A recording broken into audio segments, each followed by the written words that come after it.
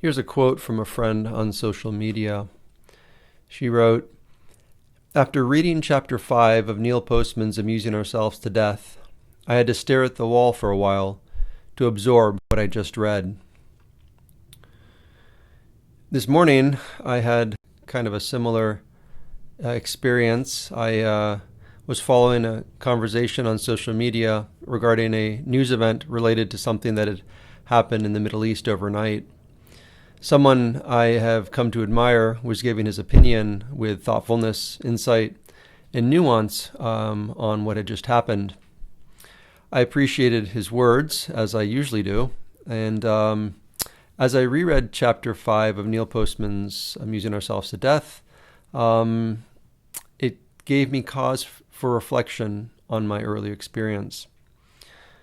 Postman writes there, "How often does it occur that information provided you on morning radio or television, or in the morning newspaper, causes you to alter your plans for the day, or to take some action you would not otherwise have taken, or provides insight into some problem you are required to solve? For most of us, our daily news is inert, consisting of information that gives us something to talk about, but cannot lead to any meaningful action. This fact is the principal legacy of the telegraph. By generating an abundance of irrelevant information, it dramatically altered what may be called the information-action ratio. In both oral and typographic cultures, information derives its importance from the possibilities of action." That's from page 68. We've become so used to an information environment in which random people opining on random news events is considered normal that even pointing it out seems to be a vain endeavor. As Postman notes, however, this was not normal until the recent past. Today, most news items are irrelevant and incoherent. And even if they weren't, we are impotent to actually do anything about them usually. How did this new reality come about? What are its effects and what can we do about them? Postman points out that the technology that brought about this new reality was the invention of the telegraph. For the first time in human history, information could travel faster than the humans carrying the information. And here's another quote. "Samuel Finley Breese Morse was America's first true spaceman. His telegraph erased state lines, collapsed regions, and by wrapping the continent in an information grid, created the possibility of a unified American discourse. The telegraph made a three-pronged attack on typography's definition of discourse, introducing on a large scale irrelevance, impotence, and incoherence. These demons of discourse were aroused by the fact that telegraphy gave a form of legitimacy to the idea of context-free information. That is, to the idea that the value of information need not be tied to any function it might serve in social and political decision-making and action, but may attach merely to its novelty, interest, and curiosity. The telegraph made information into a commodity, a thing that could be bought and sold, irrespective of its uses or meaning." That's from page 65. Chapter 5 of Postman's book is titled The Peekaboo World, which is the metaphor he uses for the kind of world that our modern information society creates. And here's another quote from a little bit long later on. "Together, this ensemble of electronic techniques called into being a new world, a peekaboo world, where now this event, now that pops into view for a moment, then vanishes again. It is a world without much coherence or sense, a world that does not ask us, indeed, does not permit us to do anything, a world that is, like the child's game of peekaboo, entirely self-contained. But like peekaboo, it is also endlessly entertaining." That's from page 77.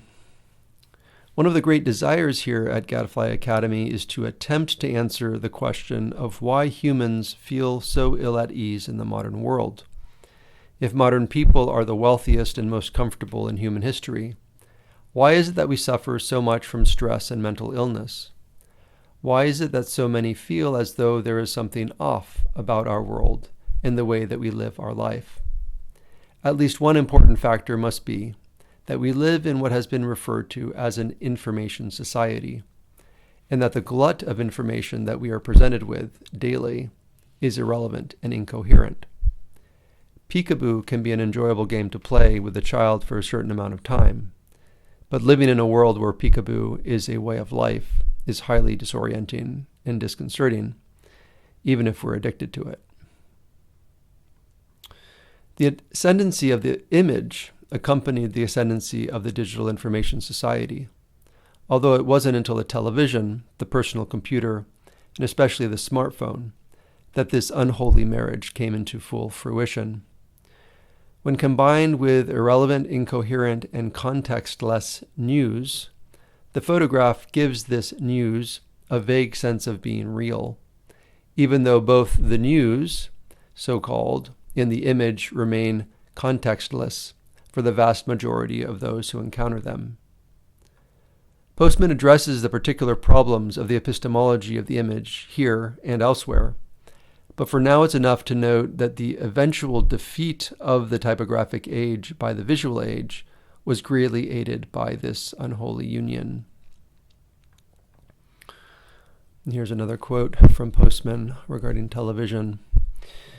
Television gave the epistemological biases of the telegraph and the photograph their most potent expression, raising the interplay of image and instancy to an exquisite and dangerous perfection, and it brought them into the home. To put it plainly, television is the command center of the new epistemology. Television has achieved the status of a meta-medium, an instrument that directs not only our knowledge of the world, but our knowledge of ways of knowing as well. It's from pages 78 to 79. So the ascendancy of the television, and eventually of the personal computer and the smartphone, completed the process of toppling the reign of typography.